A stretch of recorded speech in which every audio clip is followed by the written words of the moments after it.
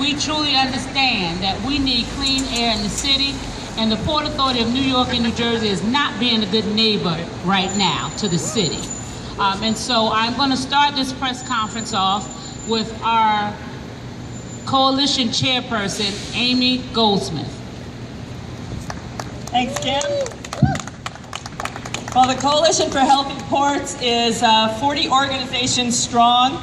We're community, environmental justice, environmental, labor, interfaith organizations working together as we have for a long time to get the Port Authority to change its dirty ways and to get the shipping companies and trucking companies to step up to the plate and do their fair share financially and otherwise to clean up the port.